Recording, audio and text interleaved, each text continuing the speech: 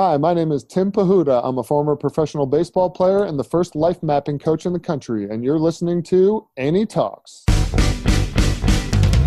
Annie Talks, Annie Talks. Welcome to the show. Here we go with Annie Talks. Annie Talks, Annie Talks. Welcome to the show. Here's the host, it's Annie Talks.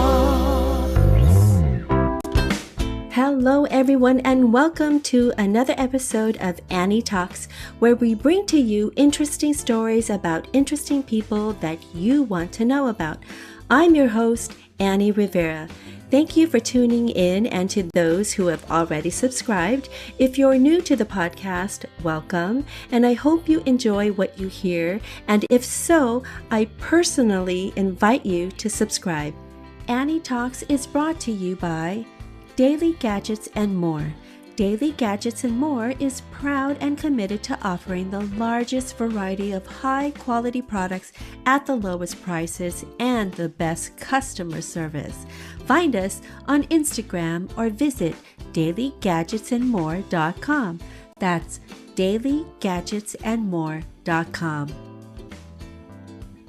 My guest on this episode is former professional baseball player Tim Pahuta. Tim was originally drafted in the 21st round, that's 624th overall, in 2001 by the Pittsburg Pirates, but he opted to attend Seton Hall University in South Orange, New Jersey instead. In 2005, Tim was drafted again, this time by the Washington Nationals, in the 18th round, 534th overall, where he signed and played professionally in the minor league system from 2005 to 2013.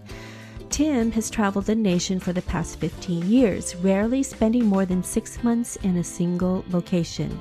Today, he is the first life mapping coach in the U.S. Life maps are a brand new tool for understanding and enhancing your life story. In this episode, you'll hear from Tim about his life growing up, learning about baseball at a young age, to his life on the road as a professional baseball player. You'll also hear how Tim became a life mapping coach and how this tool could benefit you. Here now is my conversation with Tim Pahuta. Tim, thank you so much for being on my show. I really, truly appreciate it. Thank you very much for having me. I'm happy to be here. Yay, thank you. So let's get started and let's talk a little bit about you. Let's get started with talking about your background, your hometown, and on the road to becoming the life mapping coach that you are. Sure, it's a long road. I grew up in a small town called Three Bridges, New Jersey, and I moved when we were in middle school to a town called White House, which is only like 20 minutes away, and that's the only reason I hesitated there.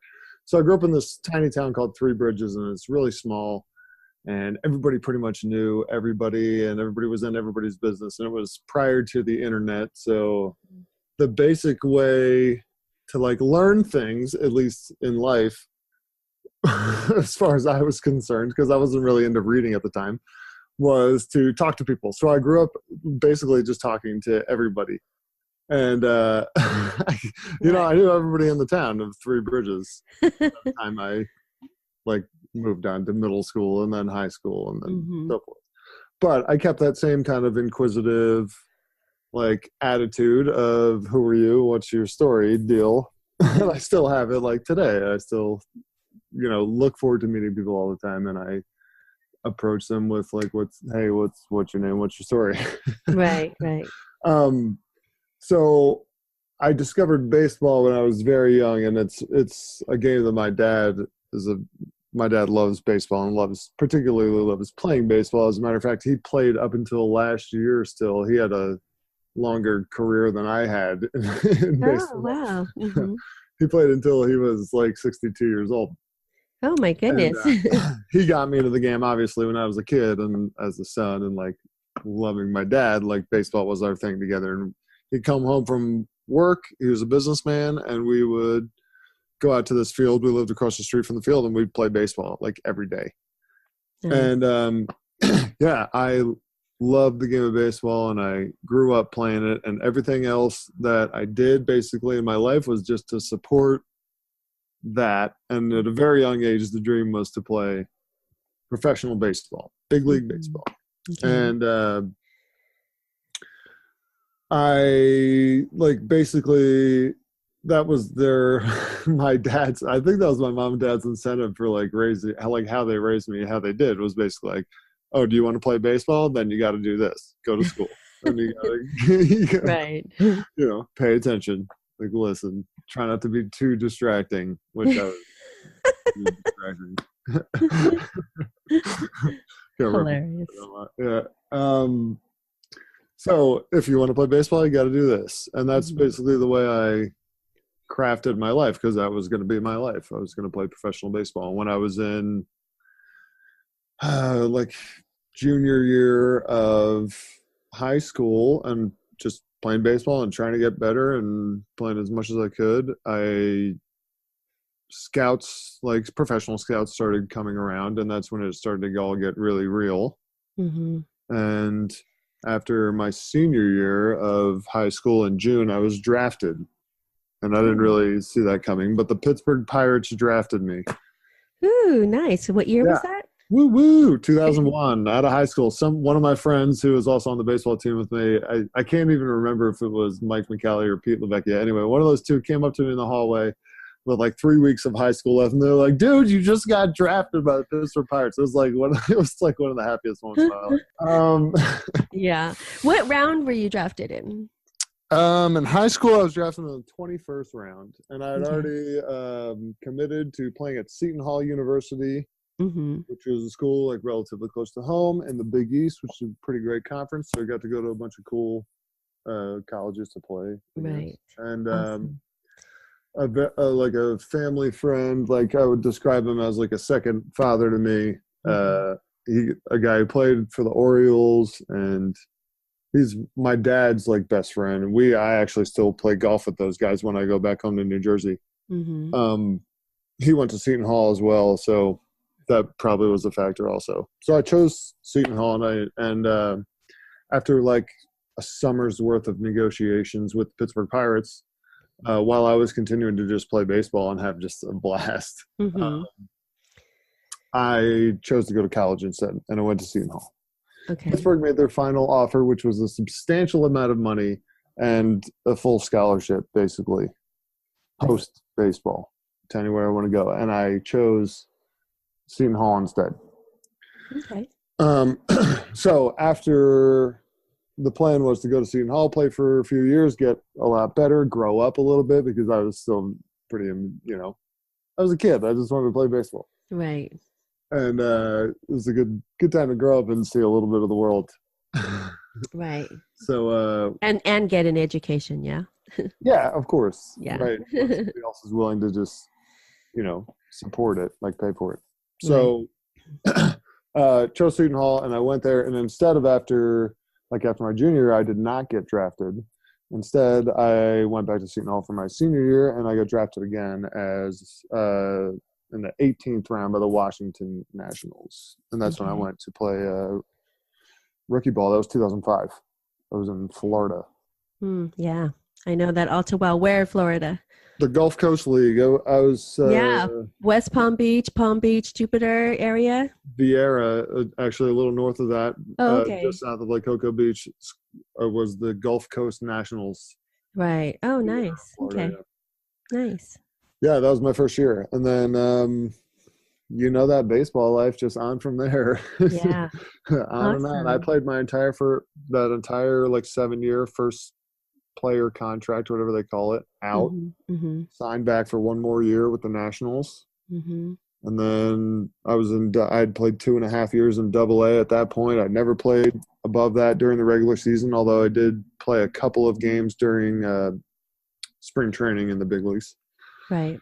And then after that 8th year with the Nationals, the Nationals didn't have any interest in signing me back, and my agent couldn't find anything else anywhere. So I had a couple of offers to play independent ball, one out in South Dakota and one in a team in New Jersey. kind of close to home. Got it. I've been like traveling all over the East Coast basically since I went away to college, and I had never been to any of those cities out there in the center of the country, which is where all that South Dakota League is, the American Association, if you know baseball leagues. And so I went out to Sioux Falls to play for the Sioux Falls Canaries, and I played there in 2013. That was my last year playing baseball. Okay, that's the year that my son got drafted, 2013. See that? Yeah. Death and birth. Yeah. So let's talk a little bit about that. I always like to kind of, get a scope of, what your back history is. So I know that you played throughout those years, but could you tell us maybe one of your most memorable moments, maybe on the life on the road as a professional baseball player? Does one story come to mind? I'm sure there's so many. I hear so many from different people and different players, including my son, about things that happen on the road. And what can you tell us as one of your most memorable? I'm sure, living hotel to hotel, or, in your case, you probably had a homestand, right? You had a homestand, you had home crowd, you were always able to go back and forth. That's one thing that really struck me about, Isaac's story, is that he was a fully on the road team, which is, oh man, that is so intense. And there was a lot of times in my career where I didn't care for the home stadium and I was happy to go on the road. Yeah. You know what I mean? Go play somewhere. Oh, great. We get to play to somebody who's putting money into their stadiums. That sounds great. Even if we are the away team and we're just getting yelled at the whole time, at least it's like a nice stadium. Let's go see how the other side of the fence, people on the other side of the fence live like, huh? Right? How hilarious. So, I mean, life on the road is obviously taking its toll, and so if you have a memory, a story, we'd love to hear it. I mean, not one thing in particular like jumps out at mine. I can say that the thing that I really remember like the most about my career when I look back on it, and I try to remember like specific stories, but it's about the people. It's about like the teammates that I had and the people we met along the way together, and kind of the experiences we shared that like nobody really knows like about those. They're like those moments in time that are just, I'm really grateful that I had an opportunity to have those. And the people that like really blow my mind with like generosity and the gratitude I have for these people in particular are the host families that I stayed with in my career. I stayed with them. Yeah. Families all over the country, like let me just move in. I know, pretty much. I hear stories about that. It's like, they're like, make yourself at home. And I'm like, are you sure? I'm like in the fridge like 2 seconds after that. Around here. Hilarious. Well, thanks for sharing that. I have heard stories about that. I've heard of living with host families, some good, some bad, and and I'll say that I have also had negative experiences living with host families, with some, I guess, gives me even a better appreciation for the good experiences that I had. But I have families that I still keep in touch with, like my people I lived with in Hagerstown, Maryland, the Speddens. I'll be in touch with that family until I die or they die. That's awesome. So lifelong memories and lifelong friendships and family. It's families. And families. Awesome. Yeah, it's community. Perfect. Baseball is a community. Yeah, it truly is, and it's a really small niche community, and everybody kind of knows each other or have heard of each other and support each other, which is really fantastic, and we went through that as well as a baseball family also. Yeah, you get it. And you also, the other side of it is when baseball's over, like I mentioned in 2013 when I retired, and you're leaving that family, and everybody's pretty much scattered all over the country, and everybody, like the Nationals, for instance, draft from everywhere. So when we go to spring training together, everybody that plays for the Nationals is from all over the place. Right. Not even just the U.S., like other countries too. Like, right. So when the season ends or people retire or people get released, it's like scatter and everybody goes everywhere. It's like, wait, where's my family again? Oh, I have family everywhere. Yeah. But I moved back home when I retired from baseball because playing minor league baseball, you really don't make a lot of money, actually, Yeah. or very little, very Any. Yeah. zero Yeah. money. I don't want to like get on a rant about that. Yeah. Yeah. So I moved back into my parents' house when I retired, and I was like trying to figure out what to do. I was like, I'm done. I give up, or you know what I mean? Right. Well, I mean, you had a good run. You had a good run, and you fulfilled what you wanted to do, play professional baseball. Yeah, I got to play a game until I was 30 years old. That's like a gift. Yeah. You know what I mean? Exactly. Mm-hmm. And I got to just be a child until 30 years old because I was Until 30 playing a years game. old. So now tell us a little bit about how you're a life mapping coach. Can you explain to us what that is? And then what was that aha moment? I think that's what you were going to segue into, is what turned that around? What made you just decide, okay, I'm going to do this? Yeah, I was going to get to the fact Yeah. that being cut off from the community, from that baseball community, and like going back home and then taking a job that I wasn't really excited about. Like I was excited about baseball. Yeah. Like it was a serious like time of contemplation. Like, who am I without that? Because I had pretty much always been a baseball player, and it was Sure. Tim, and I was a baseball player. Mm-hmm. And then I'm a high school student, or I'm in college. I'm Tim, and I'm a baseball player, and I'm in town playing for the Newport Goals. And it's like, you know, Yeah. I played for these cities all over the country, and I was always a baseball player as my thing. Mm-hmm. And then that thing was gone, like all of us. And I guess you give some kind of thought to someday you're gonna have to retire. Like, what the hell are you gonna do? Yeah. But I don't know. It just hits differently. Like it has this. Like I remember the day when I decided, or when I chose to move on, and I had an opportunity to play in 2014. And I didn't want to. Okay. And I don't know, when I lost baseball as my thing, and the community of baseball as like being around me, because we scattered.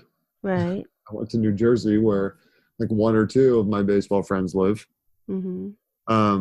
I still had my family there, so it was pretty cool. And I have a big family, like a bunch of brothers and sisters, and they're all having kids now too. So Uncle Tim's in full effect in New Jersey.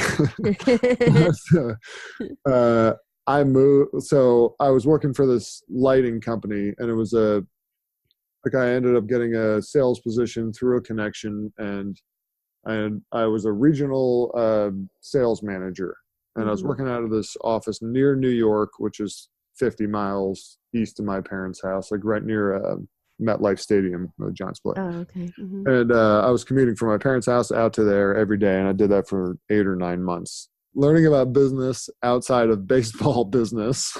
Yeah. Like learning about lighting and manufacturing and sales, and like I started in the warehouse literally putting lighting fixtures together. And actually, again, I really enjoyed that. I met a bunch of people down there that I still really like.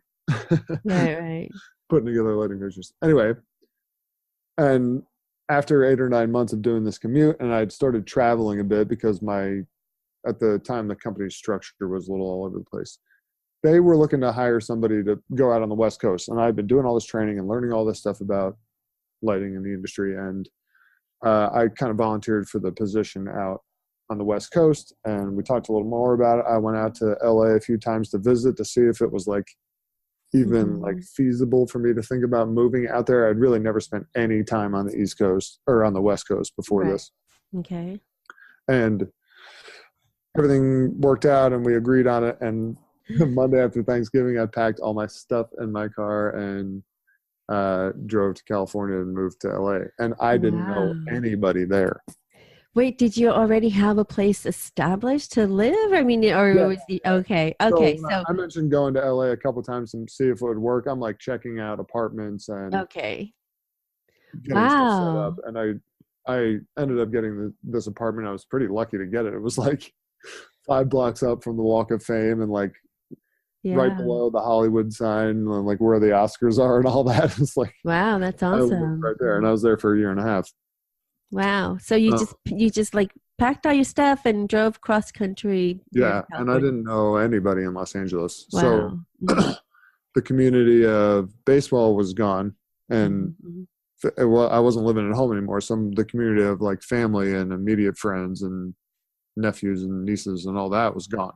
Right, I right. was basically in LA by Alone. myself, Yeah. and things weren't mentally going great like prior to this. Although like I don't know, I'm doing fine in terms of like typical American success, I guess. Right? Mhm. Making Mhm. six figures. I've just moved out to Los Angeles. I'm growing a sales territory, and it's going pretty well. Right. But Living the mentally, American dream, huh? So as people might do the same when they migrate here to California or to the US, they have that, oh, I'm gonna start live the American dream, start a business, live in Hollywood, you know. So I tell, don't know. tell Those are the best people as dreamers. I yeah, feel yeah, like I'm laughing at. yeah, Like that's those are the true. people that do stuff. And Yeah. yeah, I was that person, and I still am that person. Well, good. Yeah, so tell us about life mapping coach. I, for one, would like to know what that is. So, tell me a little bit more about that and what does that mean, and then who can benefit from it? Anybody can benefit from it, and it's Okay. what it really is. To put it very simply, is just a visual tool for people to help them understand themselves. Okay. And the ultimate goal of the tool is for it to be a self-love growth tool and a story sharing tool. Okay. So the principles behind it are it's rooted in cognitive behavioral therapy and neurolinguistic programming, Okay. which I'm sure you know. Do you know what those things are? Somewhat. Just, I mean, I'm on a high top level. Yeah, perhaps. So tell us a little bit more about that. Actually, let's go back just one step back, because you had gone to come here to California to pursue the sales. You were there for a year and a Yeah, half. we jumped ahead quite. Yeah. So sorry. So you were I you mean, were here for a year and a half, and then what happened? So you were in sales, and then what was that aha moment that made you decide to go into life mapping? Life mapping coach. There you go. um, I didn't jump straight from Los Angeles sales to life mapping coach. That's not how it Okay. happened.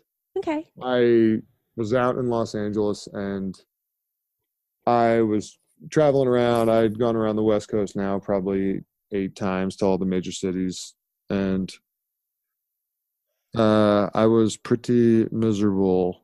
Really. And in Los Angeles, I did not have a community, Mm-hmm. and I was alone. I was spending a lot of time alone, Okay. and there was a point where I was ready to end my time here. Oh. Oh wow. So what got you through all that? Um, I tore my meniscus playing tennis at about the same time, and I ended up going to the doctor because I had to have surgery. And I went to the doctor ahead of time to get cleared for anesthesia, and he found an issue with my heart, and he wanted me to go get checked out at the cardiologist Hmm. before I went and had surgery. So I went to the cardiologist. She did her own couple of tests, and she was alarmed by some of the results, and she wanted me to see another doctor, and Mm-hmm. I was concerned. Well, yeah. I saw another doctor, and then he had his test, and he wanted me to go back to the original cardiologist and get another test. Okay. This was all happening in like 5 or 6 weeks, like prior to me having knee surgery, and 6 weeks, before the surgery, I was done, Right. ready to go, and there was a point in there, and I haven't really identified like a specific point. People asked me that before, where I know I'm a logical like guy, and if I'm Mm-hmm. scared of dying, Yeah. there's something to live for. And Mm-hmm. it's not that I want to die; it's that I didn't. I'm not. I'm unhappy with the way I've been spending my time or choosing to spend my time, Okay. and I needed to start over, like for real, Mm-hmm. and create something that I really enjoyed. And It wasn't like go in, like call the next day and be like, hey, I'm done selling light fixtures. Screw you guys. No, it was like It took some time to get to that. Right. years. Yeah. Yeah. It's Okay. been 3 years since that happened, Wow. since all of that. And it's been a long journey, and it started with me, and it still starts with me every day, working on myself. And I spent the first 2 years not talking to anybody about personal development and growth. It's not like I just like started doing this. I was heavily involved in working on myself, like with counsel, with programs in school for coaching, like full on self-work period while I continued to work for a lighting company. Moved out of Los Angeles on a whim to Denver, Colorado, got a part-time job at a golf course, which then turned into a full-time job at that golf course. And started like planning the whole thing over. And life mapping wasn't even a thing yet on the radar. I had discovered coaching and been introduced to it and talked to several coaches about what it was like. Heard about a program, got involved, got certified in coaching, had started working with people, and I'd worked with like 10 or 15 people, and I was writing a lot at the time, and I wrote this article that was just about coaching, and it was specifically aimed at baseball players. It was on a website called Baseball and Business, and it was a piece about coaching and how it's like a thing that athletes should be taking a look at as they're leaving their sport, because they have a mindset already that most people don't have. And it just comes with playing a sport, and especially playing at that high of a level. There's only one way to do it, and you have to have that mindset in order to do it. And people teach that mindset, like that's what coaches do in the world, is teach that mindset to people. So the article is about that and aimed at baseball players. And Jim Brown, who is my partner now and my current coach, called me or reached out to me on LinkedIn because he read that article, and he is the creator of life mapping. Okay. And he explains to me what life mapping is on this phone call, and it's a Zoom call just like this. And he's in Australia, and I'm here, and his brother's in Minnesota, and we're all on one phone call, and I kind of blew my mind. It was like the first Zoom call I was on. I was like, this is crazy. This is amazing. Yeah, I was like, are you kidding me? Like, why is it there? It's tomorrow? What? You're in Minnesota? What?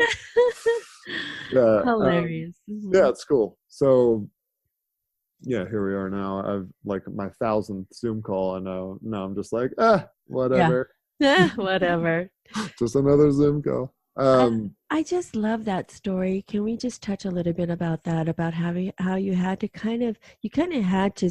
it was your destiny to go through that, to come out here to California, and as miserable as you were, you still, like you said, you had to do some self-discovery, you had to do some very deep thinking, rediscovering of yourself, and then you still having the wherewithal to like pick up and leave California on a whim, like you said, excuse me, come to Denver and then start over. Because that's after the time that you spent soul searching, right? I mean, I think it needed to happen in order to get to where you are right now. I'm a strong believer in that. You have to know where you came from in order to know where you're going.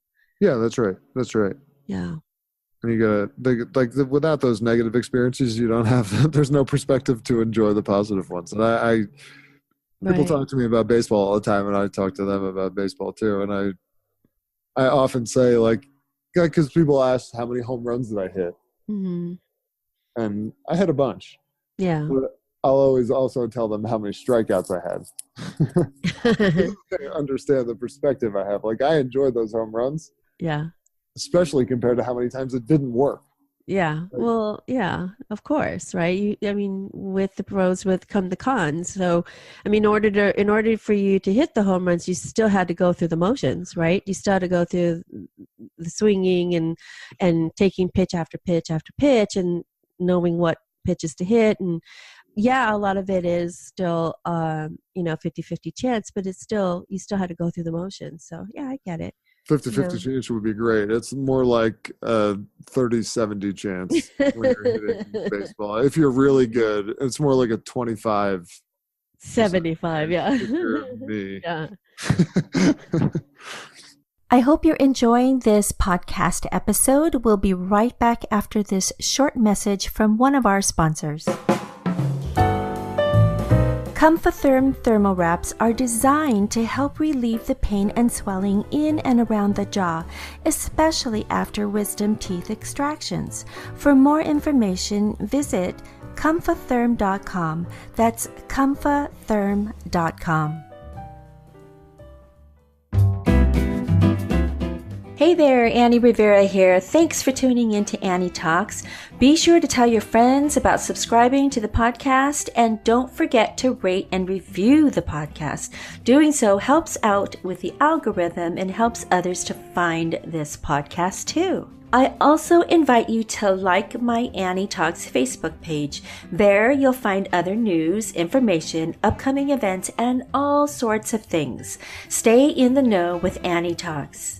I also invite you to join the Annie Talks Community Facebook group, where we carry the conversation from the podcast episode to the Facebook group. Ask questions about the episode, about a guest, about the locations, you name it. Ask away. This forum is for you. See you on the Annie Talks Community Facebook group. So now... Okay, so he explains life mapping, and that's what we're doing now. So he just reached a point where he developed this visual program, and it's based on the idea that people create a life map and then use it in their lives to understand their own language with themselves, how they think, who they are, essentially, and learn to love all the parts of themselves. Okay. They do this, ultimately there should be some form of inner peace at the end of the road. Okay. Now, how long have you been a life mapping coach? My map was created in the U.S. August 1st of last year. So the process has really only been here for that long. And I didn't start talking about it, talking to people about it until the last couple of months. I see. So it's new. It's brand new. Yeah, sounds like it. Now, tell us a little bit about, could you share some success stories from people who have taken that life mapping coaching? Absolutely. So there's a couple different ways that it works from a business standpoint of view. It is a tool that we teach other coaches to use, and then I use with my own personal clients. So I'd rather share personal client stories. And I have a client named Will who is recently a life mapping client, although he's been a coaching client for a while. Okay. Just outside of using this tool. And let me just say that the way that these life maps start and then the way they look is they're created by the person who makes them.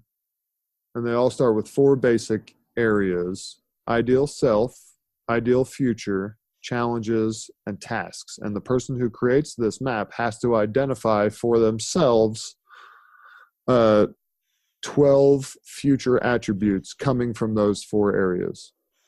So you have to identify who you want to be, your ideal self, what type of person do you want to be? You have to identify what type of future you want to have, for real, what type of life you want to have. When you're on your deathbed looking back, what do you want to say you did? Okay. And you have to identify what challenges, what's in the way right now from keeping you from being that person. And then you have to identify within the next 2 to 5 years, what do you need to do? What needs to happen in the next 2 to 5 years in order for you to live into being that person? And then we lay all of that on top of a map of the person's choice, which is done just by looking at templates on our website. And that part of the process is largely intuitive. We ask people just take a look at all these maps and pick your life map. And then we take those future attributes that were kind of, the person comes up with. I had mentioned my client Will, he went through the process of coming up with those 12 attributes. He picked a life map, and then that stuff gets entered into our website, and then Jim in Australia or his wife makes the maps. So they take those words and they put them on that map choice, and then the map gets delivered digitally via email, and I coach people using that as a tool. Now, since Will has already identified who he wants to be, what type of life he wants to live, what's in the way, and what he needs to do in the next 3 to 5 years, this is the starting tool for everything going forward. Me and him, when we talk on the phone, we share the same perspective because we're looking at the same picture, this same map. And it's important to him because it's on his map. Now, do you help him achieve those milestones, or does he achieve them on his own and reports back to you? I'm just kind of curious how that works. So let's say you set those goals. He sets those goals. Okay, so let's say you identify, as you said, the attributes, and then you identify the person you want to be and where you want to be and all that. So when you set those milestones, are you there along with him to kind of see that he meets those milestones, or he's just kind of he meets them and he says, "Hey, Tim, I met this milestone," or where are you with him on that journey? Will and I are in the middle of the coaching program. So there's a specific coaching program that kind of goes along with the map, and I'm the first coach in the country that does it. Okay. We've trained more coaches since then. There's 6 coaches now in the country, but so Will is an example of a person who has made the life map via the website, which is an inexpensive tool. Like, anybody can create this on our website, and we want them to for an inexpensive price. It doesn't expose them to a lot of personal coaching, although it does come with a 30-minute phone call from me or one of the other coaches that explains exactly what the life map is once it's been created and delivered. Okay. So you're basically just... the coaching is a secondary part, and Will has chosen to I want to take this further. I want to develop this tool even deeper, and he's agreed to do that, and we're doing that together now. So he's in the coaching process. So it sounds like there's how many steps are there? There's the life mapping. You help determine he picks out his life map, and then the second part of that is the coaching, and that's where you come in, or are you there with him for both? Creating the map itself is like a self-created process, and that's it's a really important principle because a person's life, Will's life, is a self-created life. Okay, it gets that, and it needs to be that way for the map as well. So if you were to ever create a life map, you would have to create a life map. Right. And then you come in on the coaching part. It's secondary. Okay, secondary. Okay. For the most part, people understand that they need some sort of coaching in life. Like, it's helpful to have that secondary opinion, the accountability, the system, the support, all of that.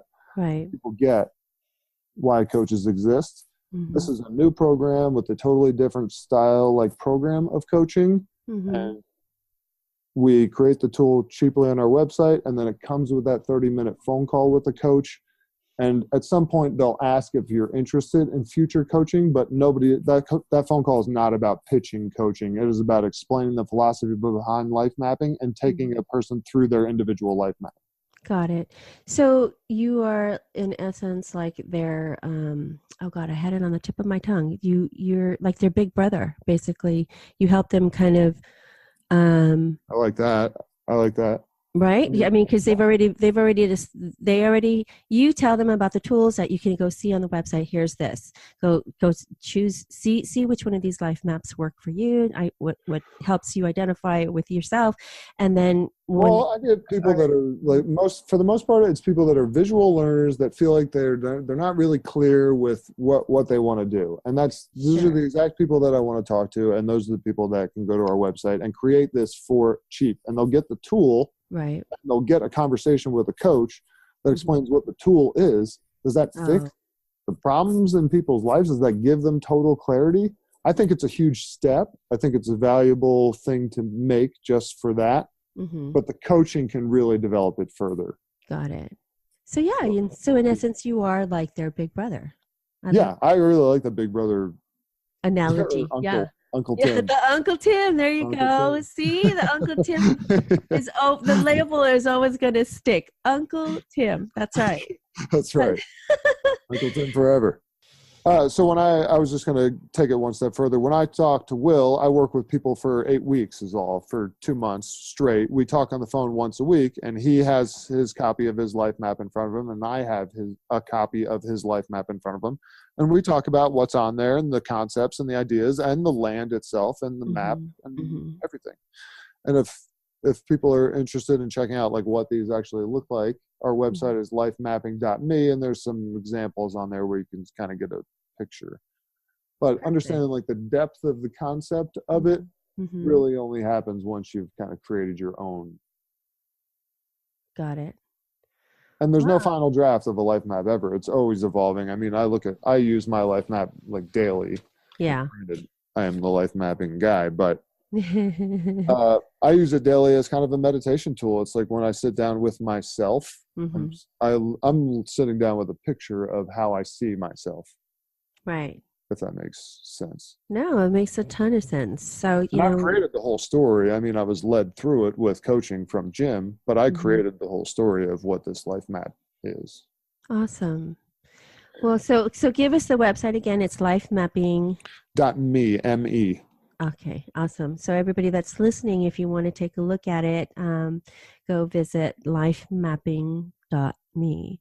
Now, Tim, let's talk a little bit about some of those maybe obstacles as you might have faced, like in your journey becoming this entrepreneur in the life mapping coaching business. So what, as you were going through your process there, was there something that kind of stood in your way, an obstacle perhaps that you thought, how am I going to overcome this? And then how did you overcome it?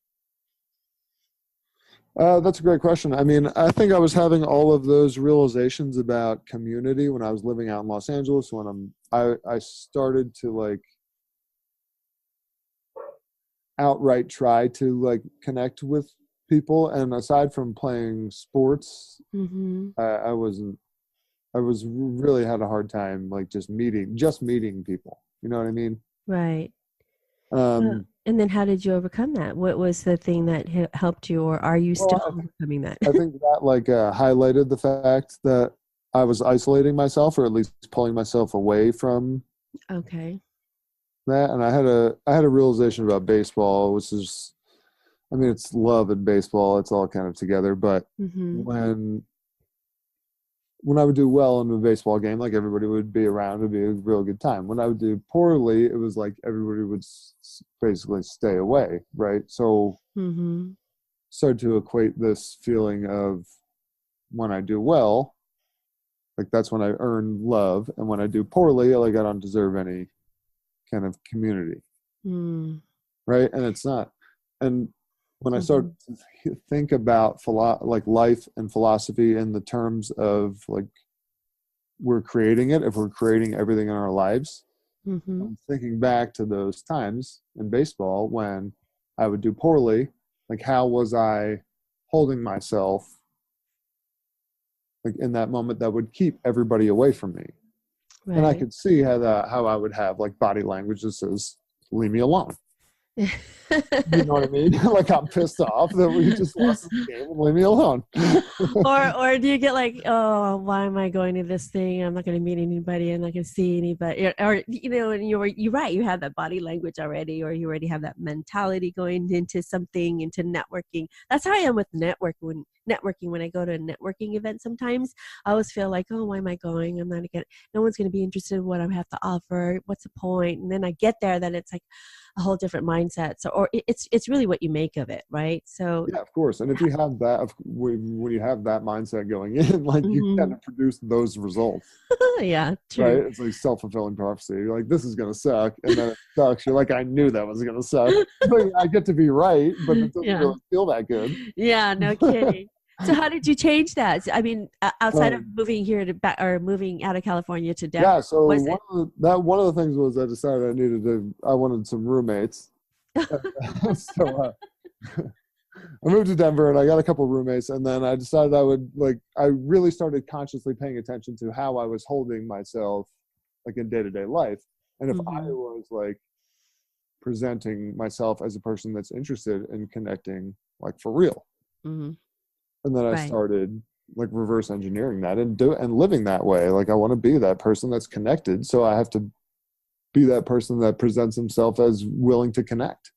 That's so true. I think I had one of those epiphanies very recently, actually, thinking, would I want to be around me, if I'm this low and depressed or having low self-esteem, would I want to be around me? No. So change that, right? You almost have to kind of, like you said, reverse engineer that and, see where you want to be, and then work backwards almost. You almost have to kind of like set yourself up for success as opposed to failure. Right? Yeah, right. And I think I had been disconnecting myself for a couple of years after baseball because I didn't feel a value to myself. I mean, I felt like a loser after my baseball career. And I look back on it now, and enough people have told me now that it was a success that I tend to look back on it now more as a success than a failure, even though ultimately I did not play in the big leagues. So, no, you know what you do? You have to take it as, first of all, not everybody gets drafted right out of high school or out of high school. So, I have to remind myself that. I have to kind of as a family, we have to remind ourselves that about our son too. So, gosh, not everybody gets drafted. And yeah, he went as far as he could and he still is, but you have to know that what you did in baseball is successful. So here's me, life map. Thank you. I'll stop. Okay. Let's turn this. I appreciate it. Absolutely. So I'm going to ask you a fun question. Oh, please. Ready for this? Okay. Yeah. So what's one thing people don't already know about you that you'd like to share? That's a great question. Thank you. People don't know that I recently bought a Toyota Tundra and I'm building it into a tiny house so I can travel around the country. No, are you serious? People don't know that. You guys heard it here first on the Annie Talks show, okay? Let me just tell you. So Tim is adding on to his Toyota Tundra, and he's building a house to travel around. That's hilarious. Are you really? No, really. Are you really? Oh my gosh. Okay, so we're gonna have another future podcast in a year or so, and let's see where you are there and see how far advanced you are and progressed you are with that. Okay, we'll see. Let's do that. Thanks for sharing that. It's so awesome. Now, I'm excited about it. Actually, I'm really excited. We're gonna start building it next month, and I have an architect in the whole deal. It's the real deal. I'm working on it. That's awesome. Oh yeah, keep us all posted with that. I'd love to see your progression. Yeah, absolutely. Now, if you could do anything differently, think back to I don't know if this is part of your life mapping coach or not, but for me, if you were to do anything differently, say, what would you tell your 21-year-old self about what you know now about your future? I think the answer to that is usually always the same, and I would give the same answer. Like, just enjoy it, man. It's not going to last forever. Yeah. And enjoy the ride. There's a lot of good and there's a lot of bad, and there's definitely struggle, but just enjoy it. Enjoy the people, I guess, is what I would say. Enjoy the people you're around because you won't always be around them. Oh, that's awesome. Good advice for everybody, including myself. So thanks for sharing that. Yeah, it's good advice for my 35-year-old self, too. Now, and for our listeners out there, what parting words of wisdom can you share with them? Can you give us a sense of advice for just wisdom? For life. So the thing I know most about in life is baseball. And the thing that I know most about in baseball is there's two rules. And I used to give lessons all the time when I was in between and in the off seasons to kids. And I would always tell them there's two rules you always got to remember. And this is what my dad used to tell me. Mm-hmm. Never take your eye off the ball. Always keep your eye on the ball. Right. And stay balanced. And I think those work for life just like they work for baseball. Oh, that is such good advice. And honestly, but the problem for at least for me, because because I kept my eye on the baseball for so long. For me, like once I got out of baseball, it was like, well, what's the ball in life? And you have to establish what the ball is. But it's still the lesson, because the ball is your ball, which is your focus, is always going to change regardless. So you may be focused on baseball at the time, and for the season, that's they say, and then now that things have shifted, what's your new ball? Yeah, you have to figure it out. You have to choose, basically choose the ball and then never take your eye off it. I love that. And you know what? When my son was growing up in baseball, we had to hear that all the time from his dad. So I felt like I was getting coached. Yeah, right, good. You are. Baseball is life, for real. I guess truly everything is kind of a metaphor for everything else, but baseball is like, the deeper you look at it, the more it is like just a big metaphor. And then the stay balanced. What can you add to that? So in baseball, like in all athletic things, like if you're always balanced, you're always in a position to like make an adjustment if something you don't expect happens. Like that's perfect for life. Like absolutely. Need to, like there can't be like enormous highs and deep lows. Like it has to be as even keel as it can be, and with a slightly upward trajectory, like maybe 1% a day upward. Mm-hmm. And if it's just steady, nice and easy, we're growing and we're developing and we're getting better. That's all it takes. Like just grow. Yeah. Keep growing. Awesome. And not too high, not too low. Nice and slow. One foot in front of the other. That's right. Take one foot or in front of the other. Yeah. And then where can we follow you? Because I want to see your progression for sure on the house that you're building. But then where can we follow you on social media? I am on the Book of Face. Okay. And I am also on the Facebook of I'm also on Instagram. I have a couple different accounts on there. One is called Pahuter44, and that's Pahuter's a nickname. If people don't know, my last name is Pahuta. So spell Pahuta for us. You mean the Instagram? Yeah, the thing, Instagram. Or my real name? Instagram. Yeah, the Instagram. PAHOOTER 44. Awesome. And then the other? PAHOOTER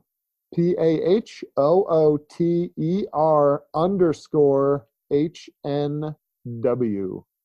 Pahuter Health and Wellness. It's like my I post like the inspirational, like some of my own thoughts. Like I'll be writing in notebooks and I'll just take a picture of the notebook and post it in that Instagram. That's a cool one. Awesome. And then you're on Facebook too, which is what?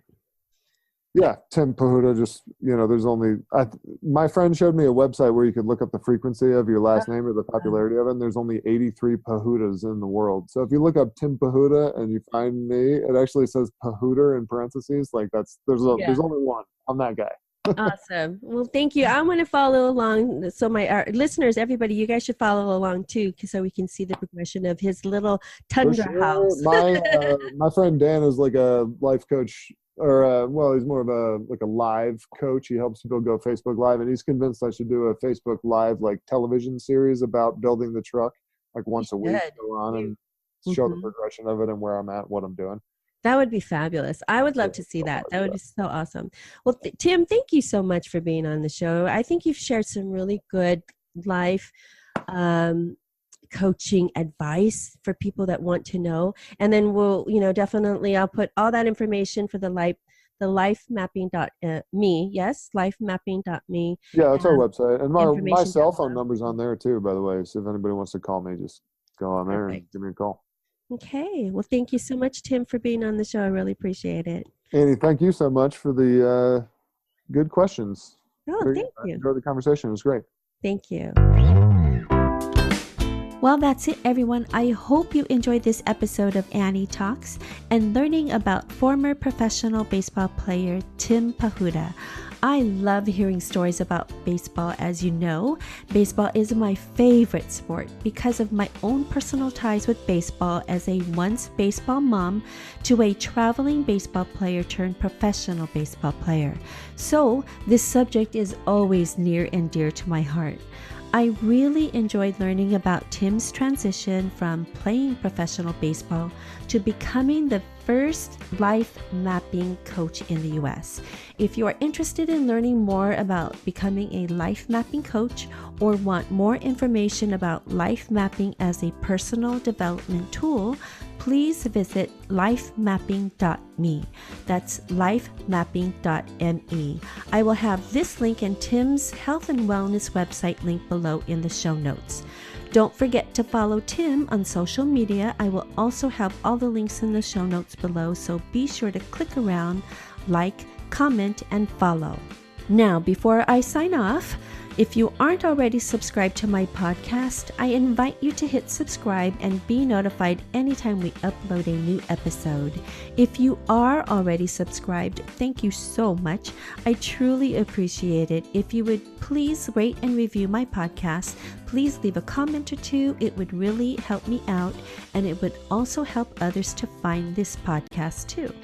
And lastly, you can follow me on social media, Instagram, Twitter, Facebook, and Snapchat. I will also have the link in the show notes below, so be sure to click around.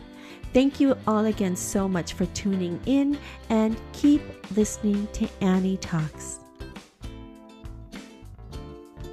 Hi, my name is Tim Pahuta. I'm a former professional baseball player and the first life mapping coach in the country, and you're listening to Annie Talks.